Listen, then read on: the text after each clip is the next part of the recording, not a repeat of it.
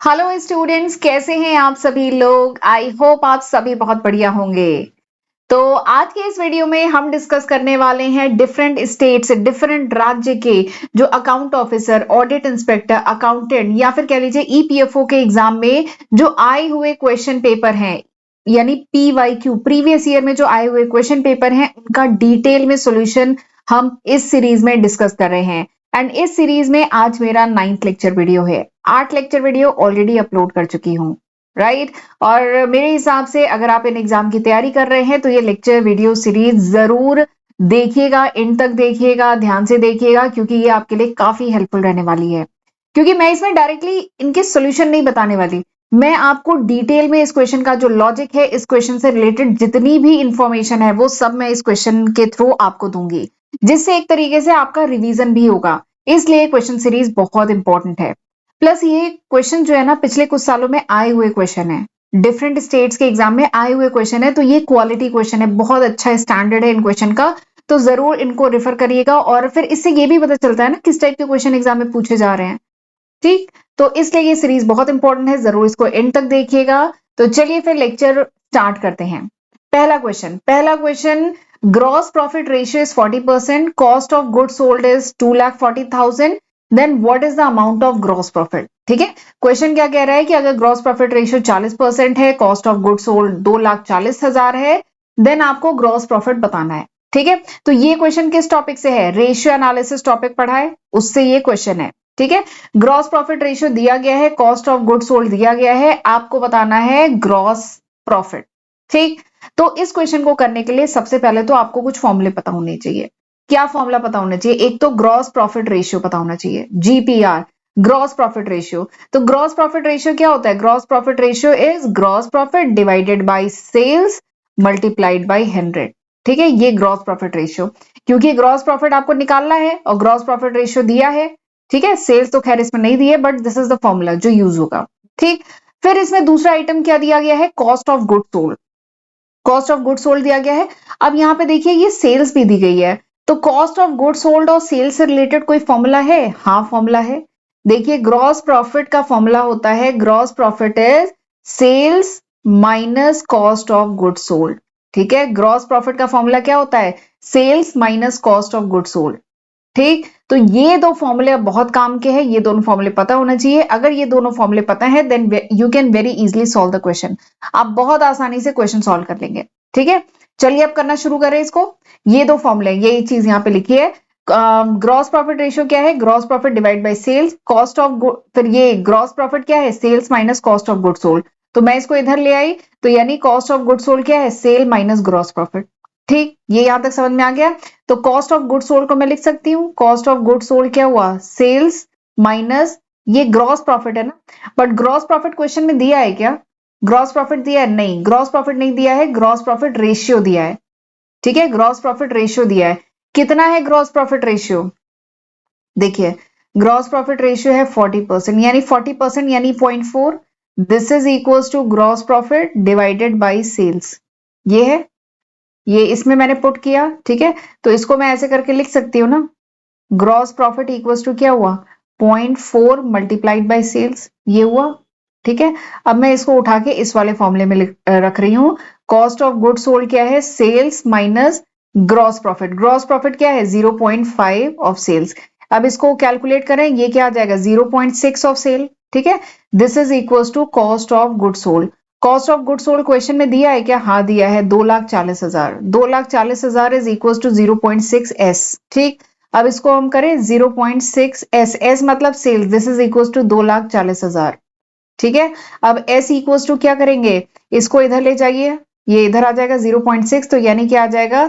0.6 से पॉइंट हटाएंगे तो दिस इज बाई 10 आएगा, और इसको यहाँ पे 10 इधर न्यूमरेटर में चला जाएगा। ठीक है, तो आप इसको काटेंगे, ये कितना आ जाएगा? 6 4 जा 24 ना, तो ये आ जाएगा 4 और 1 2 3 4 5, 5 0, ये तो 4 0 हुआ, 5 0।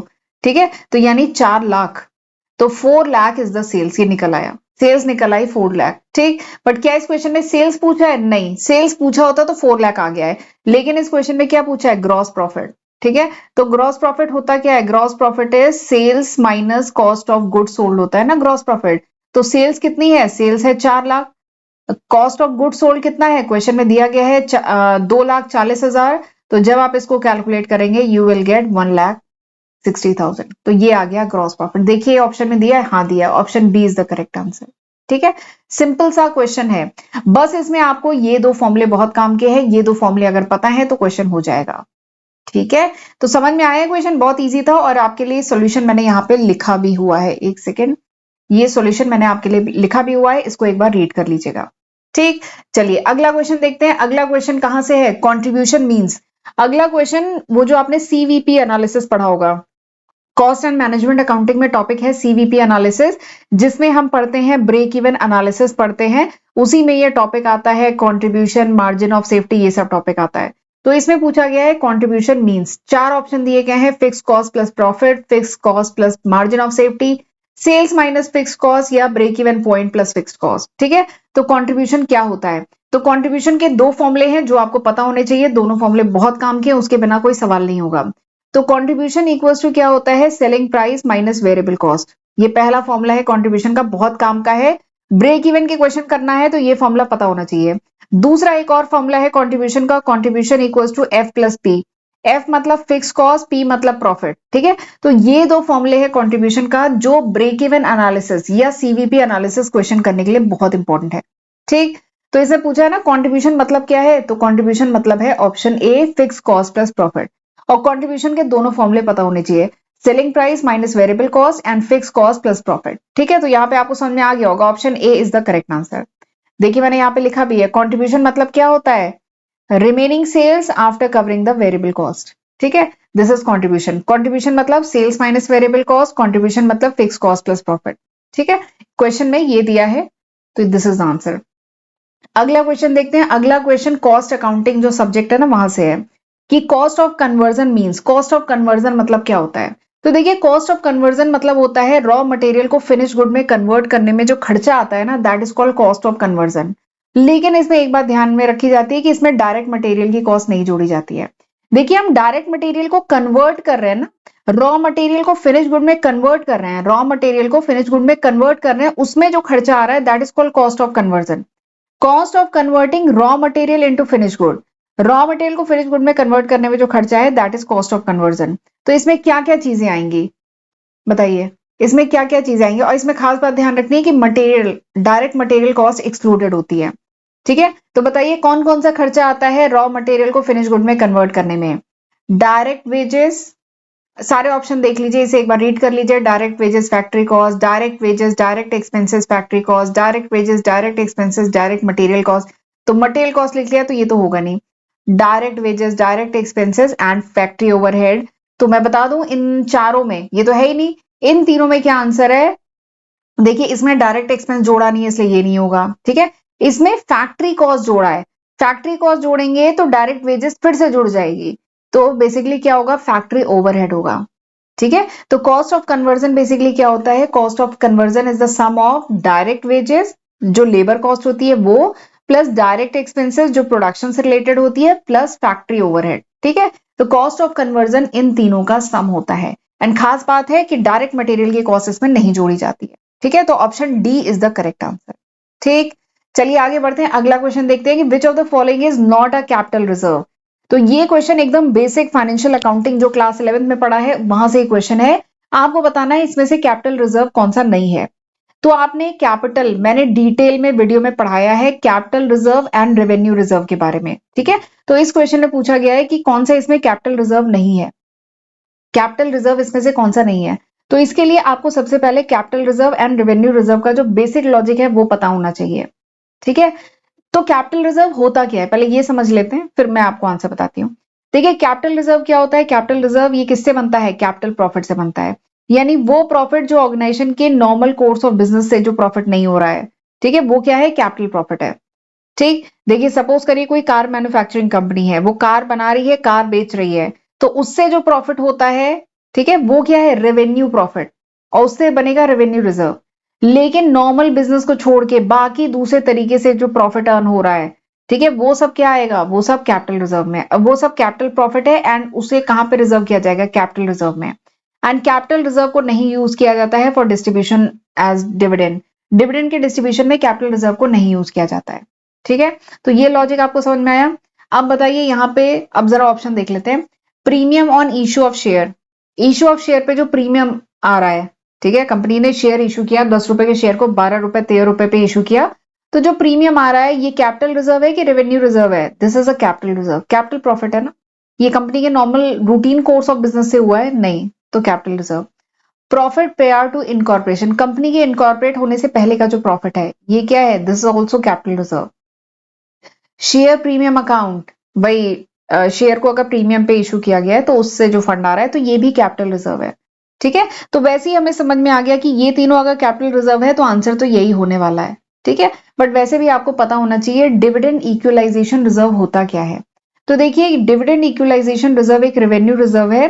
कंपनी क्या करती है, अपने कंपनी का जो नॉर्मल प्रॉफिट हो रहा है उससे एक सर्टेन पोर्शन निकाल के इस रिजर्व में डालती है, डिविडेंड इक्वलाइजेशन रिजर्व में, ताकि डिविडेंड जो है स्टेबल बना रहे। ऐसा ना हो कि एक साल में तो बहुत ज्यादा डिविडेंड दिया, अगले साल कम दिया, ठीक है, या प्रेफरेंस शेयर के केस में डिविडेंड बराबर दे सके, तो इसलिए ये रिजर्व बनाया जाता है डिविडेंड इक्वलाइजेशन रिजर्व। ठीक है, तो कंपनी अपने बिजनेस प्रॉफिट में से एक सर्टेन पोर्शन जो है इसमें डालती है, इस रिजर्व में डालती है, तो दिस इज रेवेन्यू रिजर्व, ये रेवेन्यू रिजर्व है। तो आंसर आपको समझ में आ गया होगा, option C is the correct answer. ठीक है, बाकी जो तीनों है वो कैपिटल रिजर्व है, तो this is revenue reserve, option C is the correct answer. आगे बढ़ते हैं, अगला क्वेश्चन देखते हैं। Revenue from sales, revenue from sales is realise, यानी सेल से रेवेन्यू रियलाइज होगा, ये कब रियलाइज होता है? जब हमें कस्टमर से ऑर्डर मिलता है तब, या कैश जब रिसीव हुआ है कस्टमर से तब, जब cash is receive from customer and is deposited, या कैश रिसीव होता है तब, या when goods are sold to customer. तो ये एक इजी क्वेश्चन क्लास 11 में आपने टॉपिक पढ़ा है, concept and convention of accounting. ठीक है, एकदम बेसिक अकाउंटिंग यूनिट 1 में पढ़ा जाता है, concept and convention of accounting. मैंने अपने वीडियोस में डिटेल में पढ़ाया है। तो वहां पे मैंने आपको बताया था रेवेन्यू रिकॉग्निशन कॉन्सेप्ट, ठीक है, या कह लीजिए रेवेन्यू रिकॉग्निशन प्रिंसिपल, या जिसको अक्रूवल बेसिस ऑफ अकाउंटिंग भी कहते हैं। ठीक है, तो इसमें डिटेल में मैंने आपको पढ़ाया है कि रेवेन्यू को कब रिकॉग्नाइज करते हैं। इस कॉन्सेप्ट में यही बताया गया है, इस प्रिंसिपल में यही बताया कि रेवेन्यू को कब रिकॉग्नाइज करते हैं। तो रेवेन्यू को तब रिकॉग्नाइज करते हैं जब गुड्स बिकते हैं। ठीक है, जब गुड्स सोल्ड किया है, यानी आप सेलर हैं, ये बायर है, ये सेलर है, ये बायर है। When the goods are sold, जब गुड्स को बेचा जाता है, ownership and risk related with the goods are transfer to the customer. जब गुड्स की ओनरशिप एंड गुड्स से रिलेटेड जो रिस्क है जब बायर के पास ट्रांसफर हो जाए, ओनर के कस्टमर के पास ट्रांसफर हो जाए, तब हम कहते हैं गुड्स सोल्ड हो गए हैं। ठीक है, और तभी रेवेन्यू को रियलाइज किया जाता है, तभी सेल को रिकॉग्नाइज किया जाता है, रेवेन्यू को रियलाइज किया जाता है। ठीक है, जब ऑर्डर रिसीव हुआ या जब कैश रिसीव हुआ ये मैटर नहीं करता है, कैश आगे पीछे रिसीव होता है, ठीक है, वो मैटर नहीं करता है। जब गुड्स जो है बेचे गए, गुड्स से रिलेटेड जो ओनरशिप है, जो रिस्क है, जब बायर के पास पहुंच जाता है, तब हम कहते हैं गुड्स सोल्ड है, और फिर क्या बोलते हैं, रेवेन्यू तभी रिकॉग्नाइज होता है। ठीक है, तो आप समझ गए होंगे, option D is the correct answer. आगे बढ़ते हैं, अगला क्वेश्चन देखते हैं। Which one of the following is not an intangible asset, इसमें से इंटेंजिबल एसेट कौन सा नहीं है? ठीक है, इंटेंजिबल एसेट तो मतलब समझ रहे हैं ना, एसेट दो टाइप के होते हैं, एक इंटेंजिबल एक टेंजिबल। इंटेंजिबल जिसकी फिजिकल एग्जिस्टेंस नहीं हो, जिसको हम छू नहीं सकते, जिसको हम छू नहीं सकते, देख नहीं सकते, लेकिन जिसकी कुछ वैल्यू है, इकोनॉमिक बेनिफिट है, that is called intangible asset.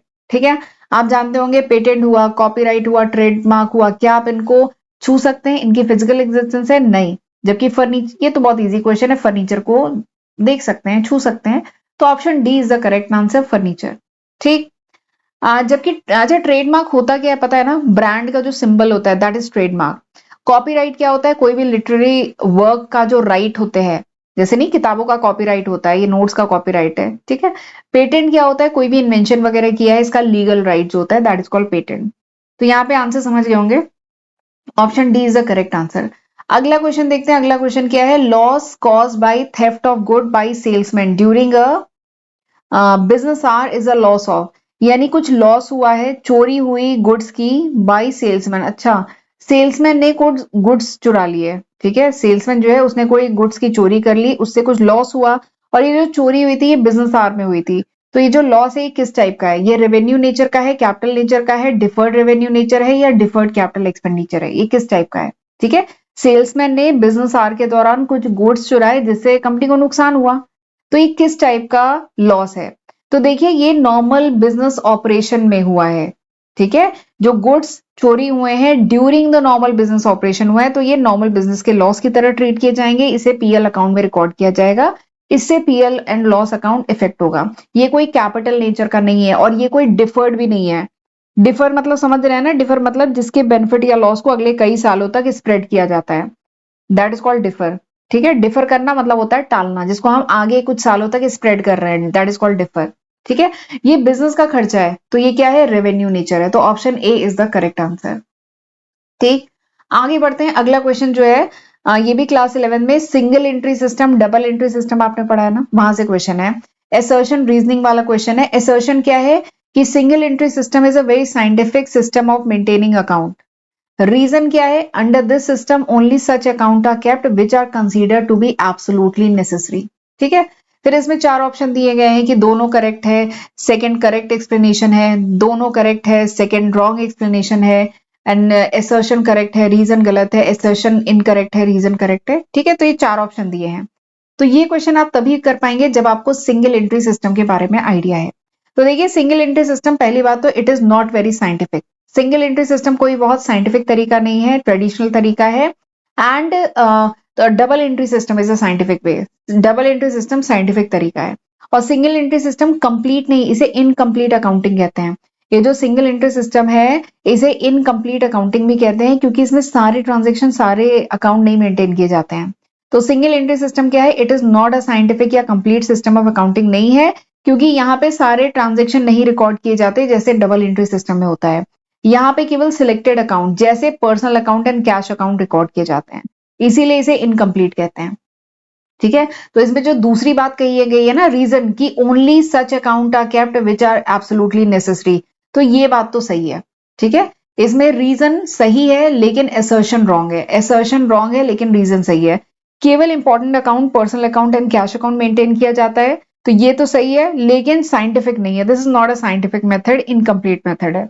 तो आप समझ गए होंगे option D is the correct answer कि असर्शन इनकरेक्ट है, रीजन करेक्ट है, तो option D is the correct answer.